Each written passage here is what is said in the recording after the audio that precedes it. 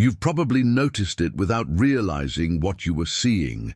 In your network, at work, in your social circles, at family gatherings, the wealthiest people in the room say almost nothing about money.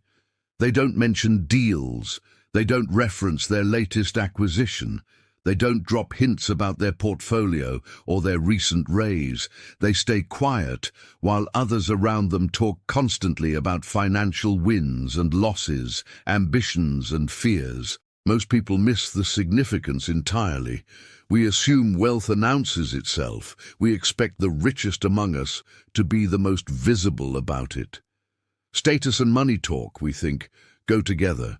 The CEO who just closed a deal talks about it. The executive who got promoted mentions the compensation bump. The entrepreneur who built something successful shares the revenue numbers. Visibility equals arrival, we're taught. Noise equals success. But here's what you might have started noticing. That's not how it works at the top. The wealthiest people you know are often the quietest on the subject. They're present in conversations about money, but they're listening more than speaking. When asked directly, they give vague answers. When given the opening to brag, they redirect. When others are comparing financial situations, they change the subject. It's not humility that drives this, or at least not the kind we're taught to recognize.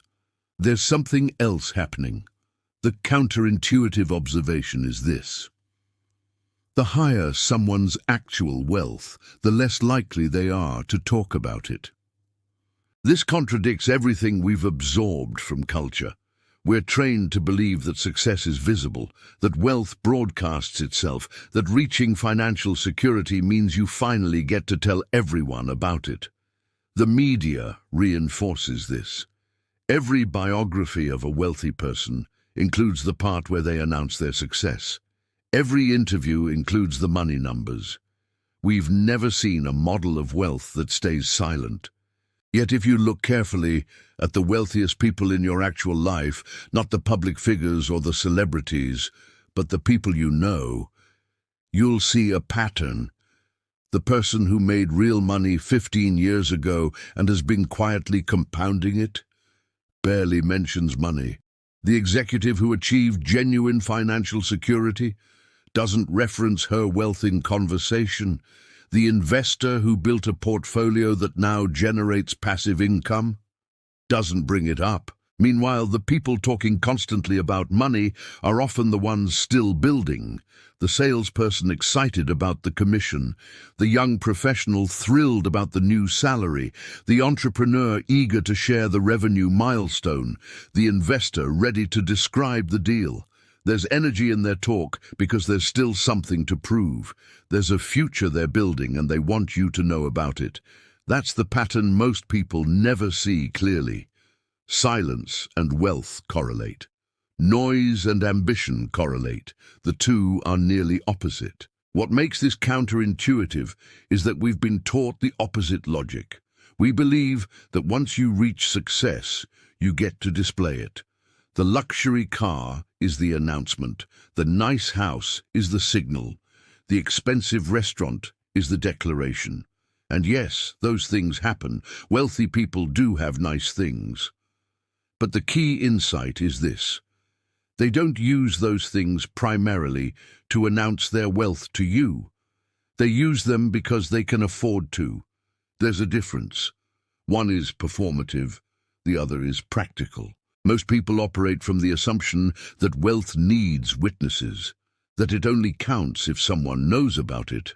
But that assumption is wrong, and it reveals something fundamental about the mindset that creates wealth versus the mindset that's still chasing it.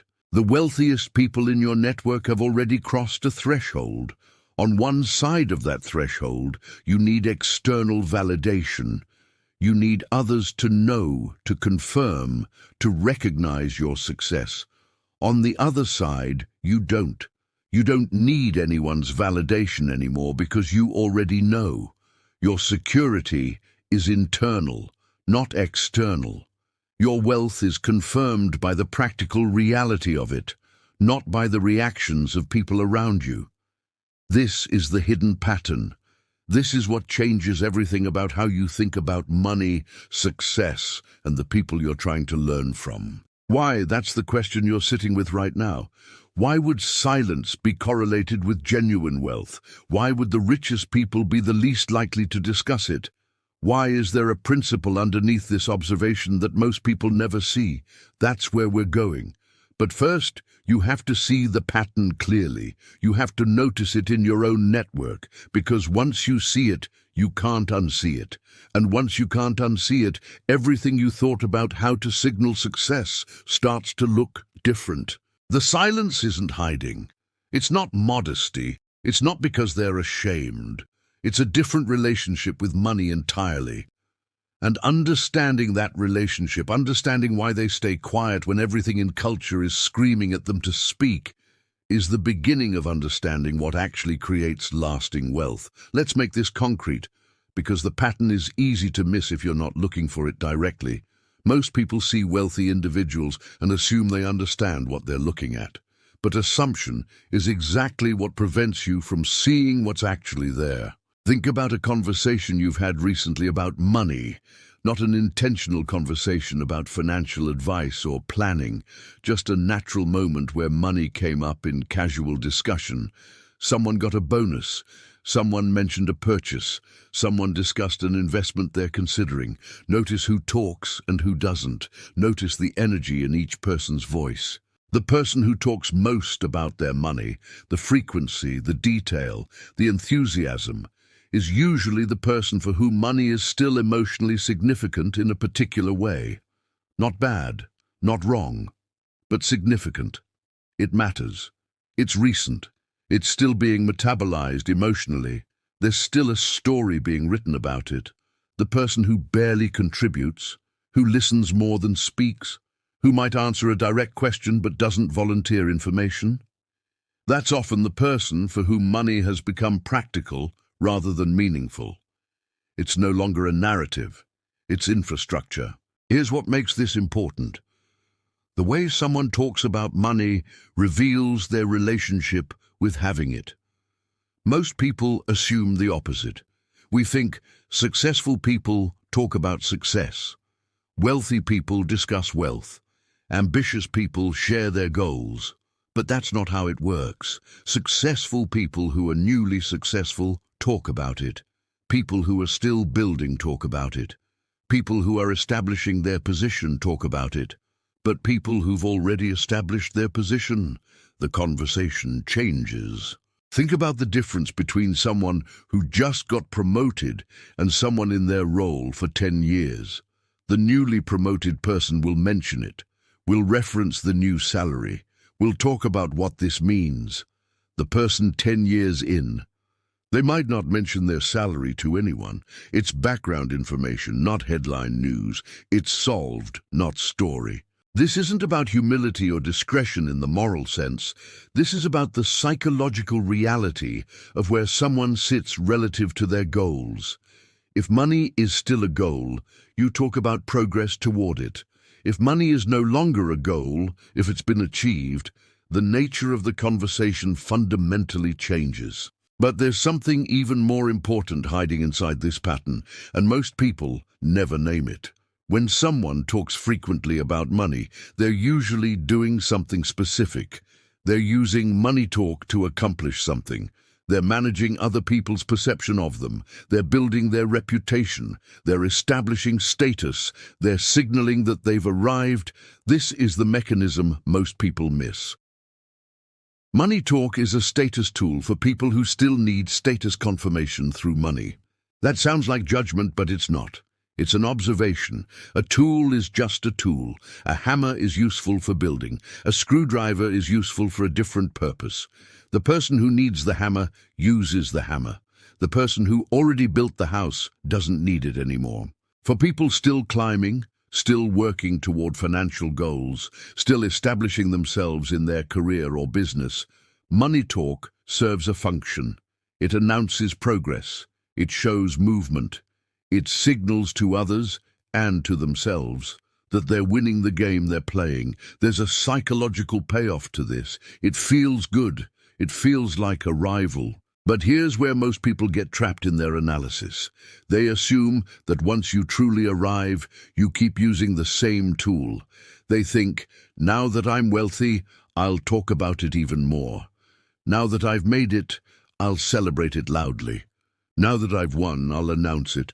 The opposite happens. Once you've genuinely arrived, once wealth is no longer aspirational but actual, the function of money talk changes entirely. It's no longer a status signal because status isn't being built anymore.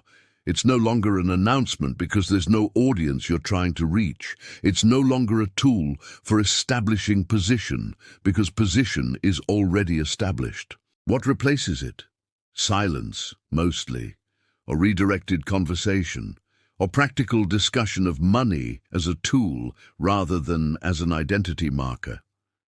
The wealthy person talks about their money the way you'd talk about your plumbing, when something needs fixing, when there's a practical decision to make, when the infrastructure matters to the function of the home. That's the pattern. That's what most people never connect together. The richest people in your network sound fundamentally different when money comes up, because they're no longer using money talk for what you're using it for. And that difference in what you're using money talk for reveals everything about where you sit in your financial journey. Most people never notice this because they haven't learned to listen for what's absent. We're trained to hear what people say. We miss what they don't say. We listen to the words and miss the silence. But silence in this case is data. Silence is information. Silence is a signal. The principle that explains all of this is the one we're building toward. It's the invisible rule that separates those who are still climbing from those who've already arrived. And understanding that rule changes everything about how you should be thinking, talking, and building your own relationship with money. So what changes when you finally see this pattern clearly? Everything. Your interpretation of wealth, your understanding of success, your framework for what making it actually looks like, and most importantly, your awareness of what you're currently communicating about your own financial situation. The first thing that shifts is your listening.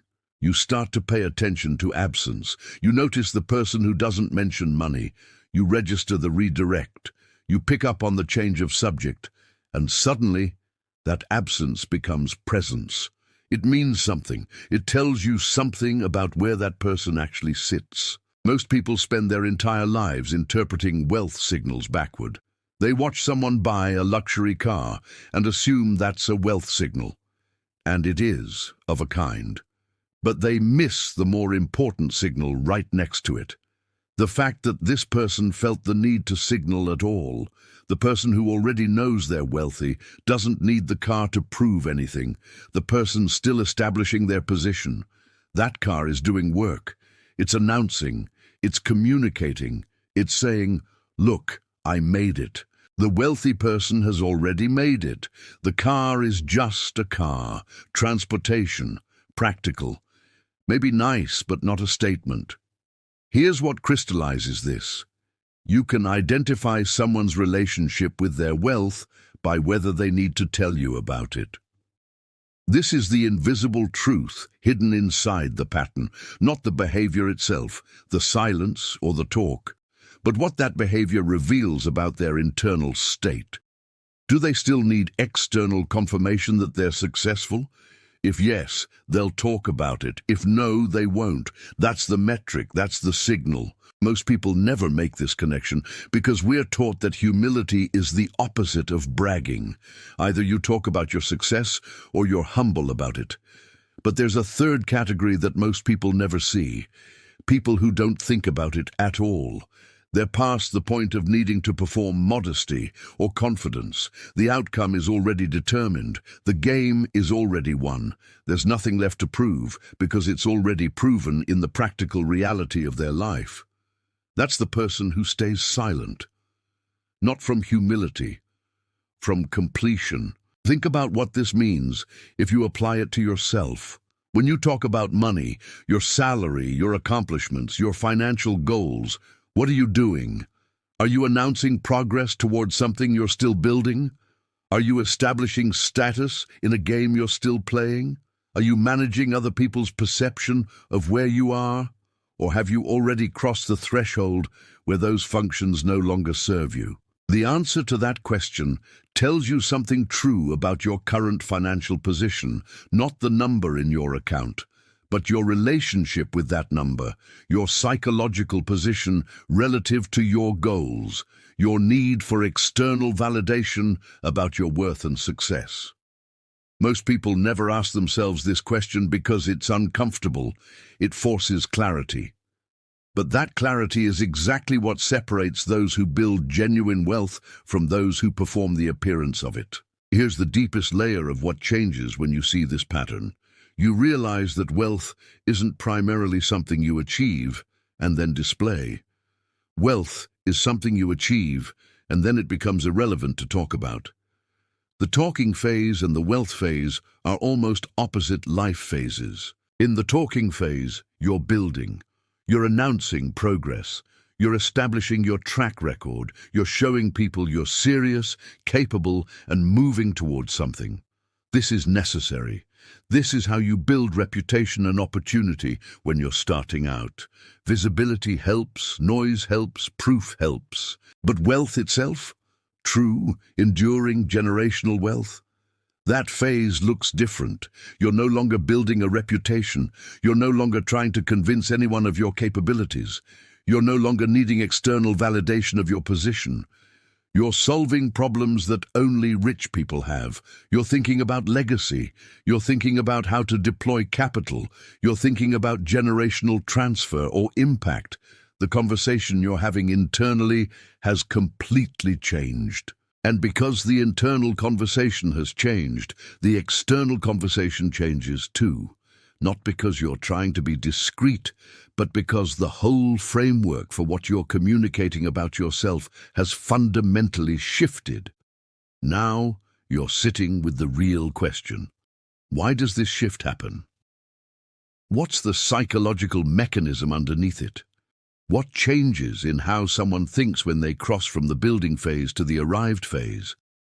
What decision pattern explains why the richest people operate by different rules about money talk than everyone else? That's what we're going to understand, because the answer to that question isn't just interesting. It's the secret that most people never uncover. And once you understand it, you'll never think about wealth, status, or financial communication the same way again. The question of why this happens, why the richest people operate by different rules about money, comes down to one fundamental principle: the relationship between scarcity and silence. Most people think scarcity is about money, not having enough, struggling to make ends meet, but scarcity is actually a psychological state. It's about what you're missing. It's about what you still need. Scarcity is the feeling that something important to you is unavailable or uncertain. When money is scarce, when you don't have enough, or you're uncertain if you will, money becomes psychologically significant. It occupies mental space. It creates anxiety. It demands attention, and it demands expression. Why? Because one of the ways humans process something important and uncertain is through talking about it. We externalize it. We discuss it, we seek reassurance, we announce progress towards solving it. This is completely normal.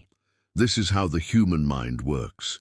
When something matters urgently and the outcome is uncertain, we talk about it, we need to. It helps us process. It helps us feel less alone in the uncertainty. It helps us move toward resolution. But here's what changes. Once scarcity becomes abundance, once the thing you were uncertain about becomes secure, the psychological demand to talk about it disappears. Think about what happens when you finally have enough money. Not rich, necessarily, just enough. Enough to stop worrying about whether you'll make rent. Enough to handle an emergency. Enough to stop thinking about it constantly. What happens to your internal state around money? It quiets, the noise in your mind decreases, the urgency fades, the need to talk about it, to process it, to seek reassurance about it, that need diminishes dramatically. Money becomes less psychologically significant because it's no longer uncertain, it's solved. This is the key insight. Uncertainty demands expression. Security demands silence. Most people never connect these two things. They never realize that their money talk, the frequency, the detail, the emotion in it, is actually a direct reflection of their internal uncertainty about money. The more you talk about it, the more you're revealing that money still matters to you in an unresolved way. Not that you're bad with money or that you're irresponsible. Just that it's still unresolved, it's still active, it's still demanding psychological attention. The wealthy person who stays silent isn't staying silent because they're trying to hide something, or because they're being modest, or because they've decided that discretion is a virtue. They're staying silent because the uncertainty is gone. The thing that was demanding attention, money, security, whether they'd make it, has been solved. So the mind moves on to other things. This is a practical psychological principle, and it works in every domain of human experience. The person obsessed with finding a romantic partner talks constantly about dating and relationships. The person in a secure, established relationship barely mentions it. The person struggling with a health issue discusses it frequently. The person with stable health doesn't think about it or talk about it. The obsessed thing gets expressed. The secure thing gets ignored. Money is no different. Once you understand this, really understand it, you start to see that money talk isn't actually about money at all. It's about the psychological state underneath the money. And that psychological state has a name. It's the state of needing external confirmation of your progress. When you're building, when you're climbing, when you're not yet certain you'll make it, you need external confirmation. You need to know that other people see your progress. You need to know that your efforts are visible and recognized. This need is real. It's not vanity, it's survival psychology. When you're not yet secure, you need the group to acknowledge that you're moving in the right direction. That acknowledgement helps you keep going. It provides social proof. It validates the path. But once you've made it, once you're secure, that need for external validation transforms. You don't need the group to confirm your position anymore because your position is already confirmed by the practical reality of your life. You wake up and your security is still there. Your account still has the money. Your position is still stable. You don't need anyone to tell you that you made it because you already know. This is the validation inversion.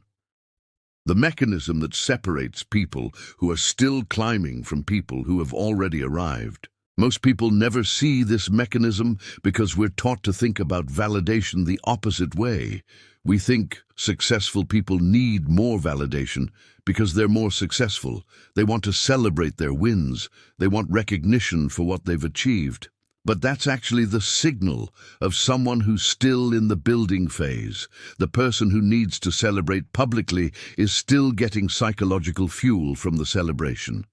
The person who's already arrived, the arrival itself is the fuel. The outcome doesn't need to be externally verified because it's already internally verified by living it. Here's where the mechanism deepens. It's not just that secure people don't need external validation. It's that people who are still building actually operate better when they get external validation. This is the part most people get wrong. When you're climbing, the external feedback isn't a weakness. It's a tool, it's information, it's fuel. Someone recognizing your progress, acknowledging your promotion, validating your business idea, confirming that your effort is visible. That actually makes you stronger in the climb. You're not weak for needing it. You're smart for using the resources available to you. The group's recognition helps propel you forward. It creates accountability. It creates motivation. It creates social momentum. This is why early-stage entrepreneurs talk about their vision constantly, why young professionals mention their promotions, why people building something share their progress. They're not insecure.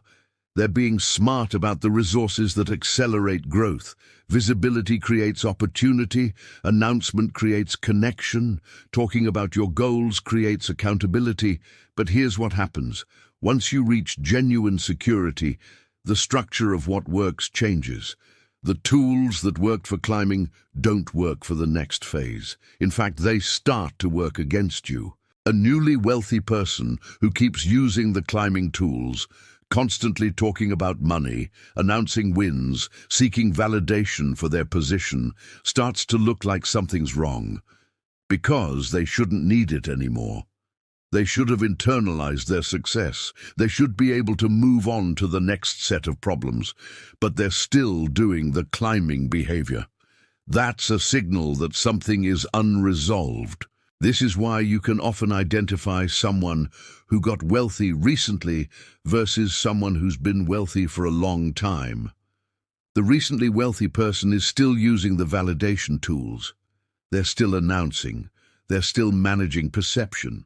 They haven't crossed the threshold yet where the external announcement becomes unnecessary. The long-term wealthy person? That behavior would feel strange to them. Unnecessary. Outdated. Think about the psychology of this transition.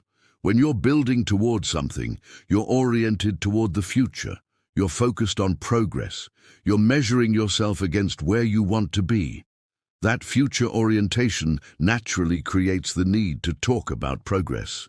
Look, I'm moving toward it. I'm getting closer. The talking serves the building. But once you've arrived, the orientation changes. You're no longer primarily future-focused on achieving something. You're present-focused on maintaining something, deploying something, understanding what to do with what you've built. The psychology shifts from, am I winning, to what do I do now? And that second question doesn't need public discussion to be resolved. It gets solved through implementation, through private strategy, through careful decision-making. This is why the wealthiest people often become quieter, not sadder, not less engaged, just oriented differently. They're thinking about different problems, problems that don't require social validation to solve. Here's a real example of this shift. A woman built a successful marketing agency over 8 years. For the first 5 years, she mentioned her wins constantly. New clients, revenue milestones, industry recognition. She was announcing progress in the climb. By year 7, she'd crossed into genuine profitability and security. She stopped talking about revenue. When asked how business was, she'd say, good, and redirect to something else. When someone asked her how much she made, she'd give a vague answer. Her internal focus had completely shifted from, am I building a successful agency, to, what should I do with the platform I've built? Who should I hire? What problems do I want to solve? The conversation she was having in her head had moved past the need for external validation. This is the transition point that most people never consciously recognize, and most people never reach it because they keep using the climbing toolset even after they've arrived, which keeps the scarcity psychology active. They keep talking about money, keep seeking validation, keep announcing wins, all the climbing behaviors, and wonder why they don't feel more secure. The wealthy person figured out something. Once you've solved the scarcity problem, you have to stop using the scarcity tools, or the scarcity feeling comes back. Now we need to look at the decision pattern that separates these two paths. Because once you understand how people decide what to talk about regarding money, you understand how they decide about everything else. Most people think decision-making is rational. You gather information, you weigh options, you choose the best path, but that's not actually how humans make decisions, especially about something emotionally loaded like money. Humans make decisions based on their psychological state first. The rationality comes after, as justification. When you're in scarcity, even relative scarcity, even I have enough but I'm not sure I'll keep it scarcity, your decision-making is oriented toward one goal, securing the thing you don't yet have. Every decision gets filtered through that lens. Should I talk about this win? Yes, because it might help secure my position. Should I mention this accomplishment? Yes, because visibility might create opportunity. Should I discuss my ambitions? Yes, because someone might help me achieve them. This decision pattern is sound when you're climbing. It makes sense. You should be visible. You should be talking about your progress. You should be creating connections. The scarcity lens actually improves your decision-making in the climbing phase, because it aligns your behavior with what will help you climb. But here's what happens. Most people never update their decision-making framework when they move into abundance. They keep running the same scarcity algorithm even though the environment has changed. A wealthy person who's still using the scarcity decision framework will keep talking about money because their old algorithm says visibility helps. But in the abundance phase, visibility on money doesn't help anymore. In fact, it creates a different kind of problem. It attracts the wrong energy. It creates entanglement with people who are motivated by money talk rather than real connection. It keeps you psychologically oriented toward proving something that's already proven. The wealthy person who has genuinely crossed over updates their algorithm. The decision framework becomes what actually matters now, and the answer changes completely. Now it's not, how do I secure my position? It's, how do I compound what I've built? How do I impact what matters to me? How do I think about legacy? Those questions don't require money talk to answer. They actually get muddied by money talk. This is the distinction most people miss. It's not that the wealthy person is smarter about money. It's that they're using a different decision framework entirely. The person still climbing. What decision makes me more visible? What choice builds my status? What move gets me closer to arrival? The person who has arrived. What decision aligns with my actual values? What choice creates the impact I want? What moves toward what's meaningful to me now? These frameworks are almost opposite, and they produce almost opposite behaviors. Think about a concrete example. A senior executive at a major company has just negotiated a significant raise. Scarcity framework. Talk about it. Announce it. Let people know what you're worth. It signals success. It establishes status. It might even create envy, which paradoxically validates that you've won. Arrived framework. Keep it private. Don't announce it. Why? Because talking about it serves no purpose. It doesn't make you more secure. You're already secure. It doesn't create opportunity. Your position is already established. It might actually create distance between you and your peers. It might create resentment. It might reduce the quality of your relationships by introducing comparison. So you stay quiet. The raise is real, and it matters practically, but it doesn't require broadcasting. This is the decision pattern that explains why the richest people in your network operate by different rules about money. They're running a different algorithm. They've updated their framework. They're asking different questions. And here's the thing most people never realize. You can't fake this update. You can't pretend to have arrived if you haven't. You can't run the arrival framework while you're still climbing, because the decision-making won't be coherent. You'll keep defaulting to the visibility strategy when the framework tells you not to, because underneath, you still need it. The wealthy person's silence isn't a performance. It's the natural output of a genuinely different decision framework.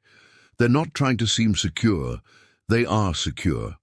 And that security produces different behaviors, including what they choose to talk about. This is why you can usually tell who's genuinely wealthy and who's performing wealth. The performer is still using climbing behaviors, visibility, announcement, status seeking, even though they claim to have arrived. The genuine arrival shows up as a complete reorientation, different priorities, different decision patterns, different conversations entirely. And this reorientation, this shift in how you make decisions about what to say and do regarding money, is the moment everything changes about your relationship with wealth itself. Most people never make this shift because they never recognize that there's a threshold to cross. They think if they just get more money, everything will change. But it won't, not unless they update the framework underneath. You can have all the money in the world and still be running the scarcity algorithm, still needing validation, still talking constantly about it, still performing a rival while feeling like you're climbing. The update is internal, and it's what separates people who build wealth from people who just accumulate money. So let's name what we're really talking about here, because it's rooted in something fundamental about human nature that most people never examine. The difference between the person still climbing and the person who has arrived is the difference between scarcity psychology and abundance psychology. This isn't about the amount of money. This is about the internal experience of having enough versus not having enough. And that internal experience drives every decision you make about what you say, who you tell, and what you're trying to prove. In scarcity psychology, the world is fundamentally competitive. There's a limited amount of success, limited amounts of money, limited amounts of status. You're in a game where someone else's gain might be your loss. So you have to make sure everyone knows you're winning. You have to make sure your position is visible and recognized, because visibility is what prevents you from being overlooked or passed over. The rules of scarcity are: compete, show up, prove yourself, announce progress, manage perception. In abundance psychology, the world is different. The competitive frame dissolves because there's enough success for multiple people. There's enough money for you and everyone else. You're not in zero-sum competition anymore. You're in a world of sufficiency. And in a world of sufficiency, the rules change completely. You don't need to prove anything because you're not competing anymore. You don't need to announce because the outcome is already determined. You can cooperate instead of compete. You can build instead of grab. This shift from scarcity psychology to abundance psychology is the invisible threshold that separates the climbing behavior from the arrived behavior. Most people never cross this threshold because they never achieve genuine abundance. They might accumulate wealth, but if they're still running the scarcity algorithm underneath, they don't feel abundant. They feel like they're managing scarcity better.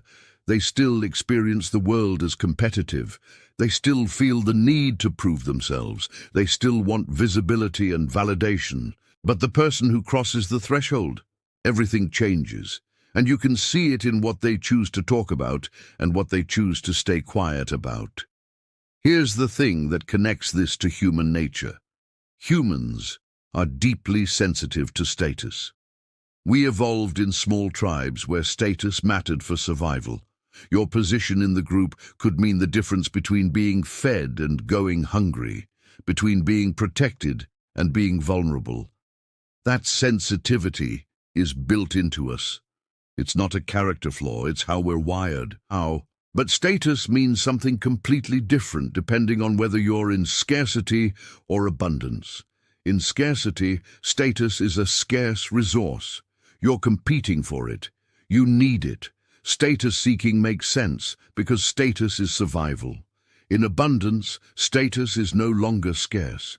You've already won the status game at the level that matters. You're secure, you're capable, you're recognized. So the status-seeking instinct can finally rest. The wealthy person's silence about money isn't a rejection of the status instinct. It's the natural result of having already won the status game. They don't need to keep playing. The game is over. Status was the goal. They achieved it, and now they can think about other things. This is the validation inversion principle fully realized. When you're climbing path A, you need external validation that you're succeeding. You talk about money because the validation proves you're winning. The talk feels good because it satisfies the status hunger. You're getting the feedback you need. When you've arrived path B, you don't need external validation anymore. The validation is now internal. You're living the proof every day. The status game is won. Talking about money would actually feel strange because you're no longer playing that game. You're playing a different game now, one where money is just infrastructure, not identity. The person who understands this has access to something most people will never see. They understand that their own money talk is a signal of where they are in their journey, and that signal is far more important than the content of what they're saying. If you're talking constantly about money, you now know what that means. It's not that you're bad with money or that you're insecure in some character flaw sense. It means you're still in the climbing phase psychologically. Money is still an active goal. Security is still being built. The scarcity frame is still running underneath your decisions. And that's useful information, because once you see it clearly, you can make a real choice about it. You can decide, do I want to keep climbing? Or do I want to cross the threshold into abundant psychology, even if my account balance hasn't crossed that threshold yet? That's the question that changes everything, because the psychological shift comes first. The money follows. But most people have it backwards. They wait for the money to arrive and assume the psychology will update automatically. It won't. You have to choose it. You have to decide to stop running the climbing algorithm and start running the arrived algorithm. That choice, and how to actually make it, is what we're going to explore now. The practical shift begins with something most people never consider: stopping the automatic response. Right now in your actual life, you have a pattern around money talk. You might not have named it, but it's there. When something money-related happens, you get a raise, you make an investment, you close a deal, you solve a financial problem. There's an automatic response. Do you tell people? Do you stay quiet? Do you mention it casually or enthusiastically? Do you bring it up or wait for someone to ask? That automatic response is your current framework in action. It's the algorithm you're running, and most people never examine it. They just follow it. Money thing happens, automatic response triggers, they do what they've always done. The first practical shift is consciousness. You have to see your own pattern before you can change it. So here's what this actually looks like. Pay attention to the next 5 times money comes up in your life. Not thinking about it internally, actually comes up in conversation. A work bonus, a purchase you're considering, an investment result, a salary discussion, a financial goal. Notice what you do. Do you volunteer the information, or does someone have to ask? If you volunteer, how much detail do you give? If someone asks, do you answer directly or redirect? What's your tone? Is there energy in the money talk, or are you flat about it? Do you bring it back up later or let it drop? The answers to these questions aren't about morality. They're data. They're showing you which frame you're currently operating from. They're showing you whether you're still in climbing mode or whether you've already crossed into arrived mode. Most people notice something uncomfortable when they do this. They notice that they talk about money differently than they thought they did. Some people realize they're constantly bringing it up, constantly seeking validation, constantly managing perception. Others realize they're weirdly secretive about it, treating money like a shameful thing instead of a practical tool. Neither is right or wrong. Both are just signals. But here's where most people get stuck. They see the pattern and judge it. They think, I talk about money too much. I must be insecure. Or, I never talk about money. I must be afraid of success. The judgment creates shame, and shame prevents change. The real shift requires something different. It requires understanding that your current pattern makes sense for where you currently are. If you're still climbing, talking about money makes sense. You should be visible. You should be building your reputation. You should be creating connections. The pattern isn't wrong. It's just not the pattern of someone who's arrived. So the question isn't, what's wrong with me? The question is, what do I actually want to be true about my relationship with money? Do you want to keep climbing? Then your current pattern might be perfect. Keep being visible. Keep announcing progress. Keep using money talk to build momentum and opportunity. Or do you want to cross the threshold? Do you want to operate from abundance psychology instead of scarcity psychology? Do you want to stop needing external validation and start trusting your own internal sense of security? That's a different path. That requires a different set of practices. The implementation starts with this choice, not the money, not the external circumstances, the internal choice about which frame you're going to operate from. Once you make that choice, the practical shifts become clear, and they're small, but they compound. Here's what this looks like in real life. An investor has been talking constantly about her portfolio performance, her returns, her strategic wins. She's been using this to establish credibility, to attract clients, to build reputation. It's worked. She's built a successful practice, but at some point she realizes she's still running the climbing algorithm, even though she's already arrived. She's already got the clients, she's already got the reputation, she's already got the money. So she makes a choice. She decides to update her framework. She stops volunteering information about her returns. When people ask how her portfolio is performing, she gives a one-sentence answer and changes the subject. She stops mentioning deals. She stops using performance as a conversation starter. What changes? First, people actually respect her more. The absence of boasting creates authority instead of undermining it. Second, her conversations start to feel different. Instead of talking about money, she talks about impact, strategy, what's meaningful to her. The quality of her relationships improves because they're no longer filtered through the money talk lens. Third, and this is the big one, her internal relationship with money changes. She stops feeling like she has to prove something. She's not managing perception anymore. She's just living her life. That's the practical shift. It's not dramatic. It's not like she stops having money or caring about strategy. It's that the money drops into the background. It becomes infrastructure instead of identity. Communication becomes practical instead of performative. And that shift in what she communicates creates a shift in what she attracts, who she connects with, and ultimately how she thinks about herself. Now we're at the place where most people struggle because understanding the principle is different from actually implementing it. You can see the pattern clearly and still not know how to shift your behavior in a way that feels authentic. So let's make this concrete with frameworks. The first framework is called the communication audit. It works like this. For the next 2 weeks, you're going to categorize every conversation about money into one of 3 types. Type A is climbing communication. You're announcing progress, seeking validation, establishing status. Type B is practical communication. You're solving a problem, gathering information, or discussing something that requires actual decision-making. Type C is abundant communication. You're discussing money as a tool, asking about impact or strategy, or talking about what money enables you to do rather than how much you have. Most people discover they're 80–90% Type A.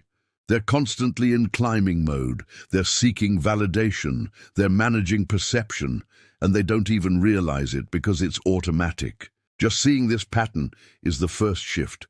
You don't have to change anything yet, you just have to see it. Because once you see it, your brain starts to notice the alternative patterns. You start to see Type B and Type C conversations happening around you. You see how differently people sound when they're in practical mode versus climbing mode. You see how the wealthy people in your network barely do Type A at all. The second framework is called the redirect practice. It's simple and it's powerful. The next time someone brings up money with you, asks about your salary, your investments, your recent bonus, you're going to do something different. You're going to answer the question briefly and factually, then redirect to something else, not evasively, just practically. Someone asks, "So how much did you make on that investment?" Old pattern. You elaborate enthusiastically, give details, maybe mention the strategy, maybe compare it to other investments. New pattern, good returns. I'm actually more interested in what I'm going to do with the capital now. I'm looking at X opportunity. That's it. You gave the answer. You didn't lie or hide. You didn't make it weird. But you also didn't use the money talk as a way to manage their perception of you. You answered and moved on. And in that small shift, you've changed the frame. Do this 50 times, and your entire relationship with money talk transforms. Because you're proving to yourself that you don't need the validation anymore. You don't need them to be impressed. You don't need their recognition to confirm your success. You already know you're successful. You can afford to be matter-of-fact about it. This is where most people get uncomfortable because the redirect practice reveals something.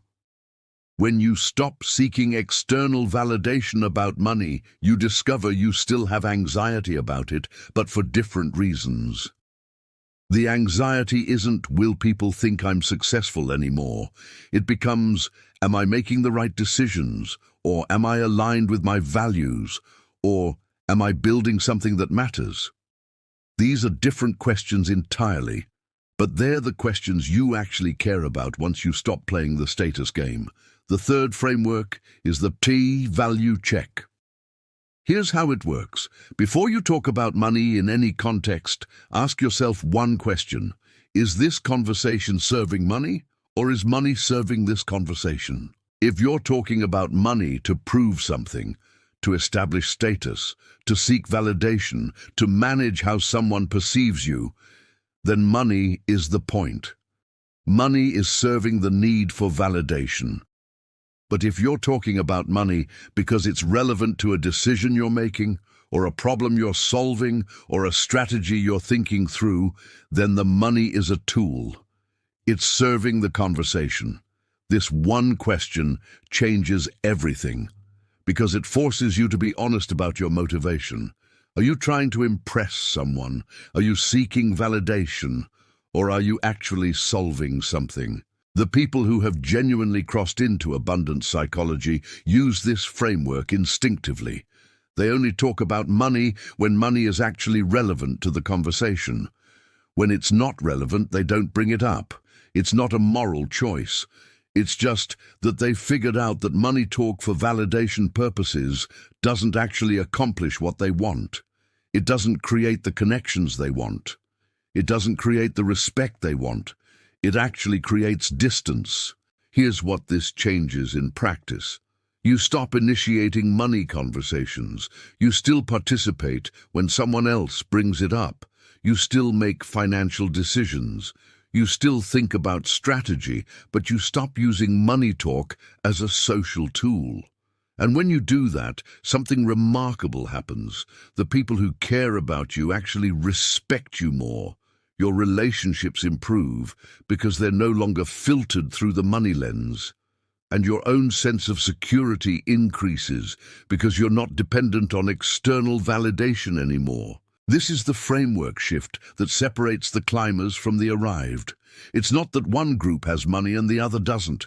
It's that one group is using money talk to compensate for internal uncertainty, and the other group isn't. One group needs you to validate their success. The other group knows they're successful without your validation. And the remarkable thing is, you can choose which group you belong to, not by getting more money, by changing what you do with the money and the conversations you have about it. Let's look at what actually happens when someone fully implements this shift. Because understanding the frameworks is one thing. Seeing what it creates in real life is different. 6 months in, something unexpected occurs. The person who stopped using money talk for validation notices that their entire relationship with money has transformed. Not because they have more money, though often they do, but because money has stopped being the thing they're proving something through. At work, they're taken more seriously. Why? Because they're not constantly announcing their wins. The wins speak for themselves. When they mention an accomplishment, it carries more weight because they're not diluting it with constant chatter about everything they've done. In their relationships, they're connecting more deeply with people. Why? Because conversations aren't filtered through, "What do you think of my success?" anymore. They're just conversations, real conversations, about what matters, about strategy, about what's meaningful. The money becomes infrastructure in the background instead of the primary thing being negotiated in every interaction. In their own decision-making, they're clearer. Why? Because they're no longer making financial decisions based on what will look good or what will signal success to others. They're making them based on actual alignment with their values and their strategy. The noise clears. But here's what most people never expect: their wealth accelerates. This happens because the energy that was going into managing perception and seeking validation gets redirected toward actual strategy, toward actual decisions, toward actual opportunities. The person who stops talking about money constantly suddenly has mental space to think clearly about money strategically. The person who stops needing external validation stops making decisions based on what looks good and starts making them based on what actually builds wealth. It's counterintuitive because we're taught that visibility creates opportunity, and it does when you're climbing. But there's a point where visibility becomes noise, where the energy spent managing perception becomes the thing that prevents you from thinking clearly enough to build real wealth. This is the hidden mechanism most people never see.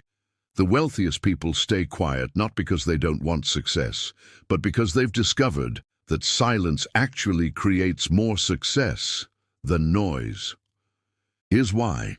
When you're not busy proving something, you can actually pay attention to strategy. When you're not managing perception, you can make better decisions. When you're not seeking validation from external sources, you can listen to your own internal compass. And your internal compass is much more reliable about building actual wealth than your need for external validation ever was. Think about this practically. An executive who's constantly talking about deals and wins is spending mental energy on managing perception of those deals. An executive who stays quiet about deals is spending that mental energy on analyzing deals, improving strategy, thinking 3 moves ahead. Same intelligence, different allocation of attention, different outcomes. But there's something even deeper happening. When you stop needing to talk about money constantly, you stop being captured by the people and systems that exploit the need for validation. The people who make money off scarcity psychology, the get-rich-quick schemes, the status-signaling industries, the comparison traps, they're targeting the people still in climbing mode.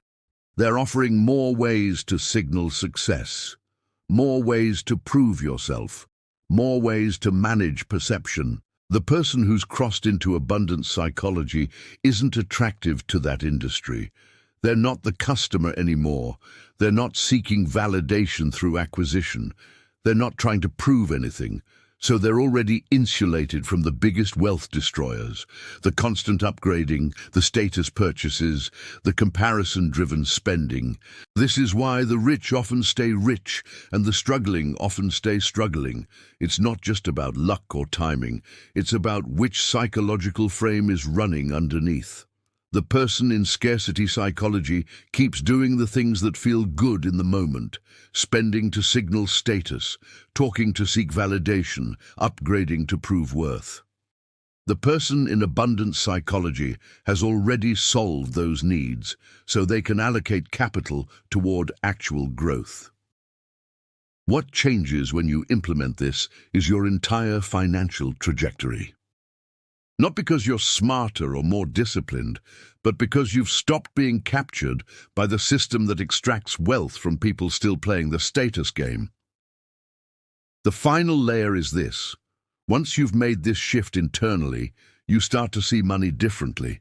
It's no longer about proving something through it. It's no longer about what it signals.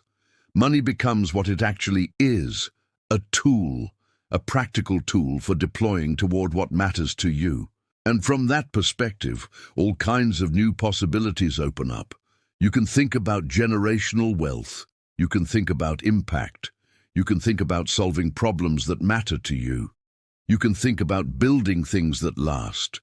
You're no longer constrained by the need to make money to prove something to someone else. You can make money for what it actually enables. This is the freedom that the wealthiest people experience, not the freedom that money itself creates. Plenty of wealthy people still feel trapped, but the freedom that comes from having updated your psychology to match your circumstances.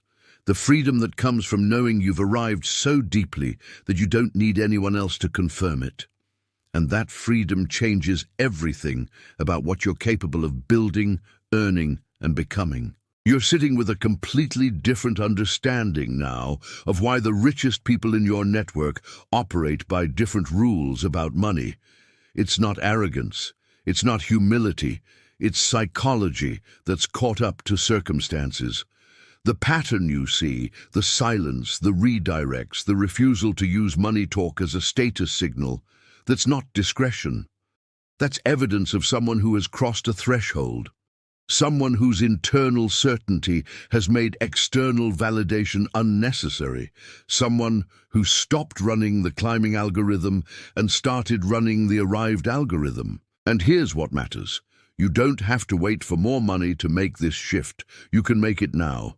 The three insights we've explored, the pattern of silence correlating with wealth, the psychology of scarcity versus abundance, and the practical frameworks for implementing this shift.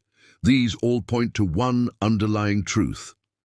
Your relationship with money is determined not by how much you have, but by whether you still need external confirmation that you have it. Most people will never make this shift because they never recognize that there's a choice to make. They assume that wealth will change their behavior automatically. It won't. You have to choose it. You have to decide that you're going to stop using money talk for validation.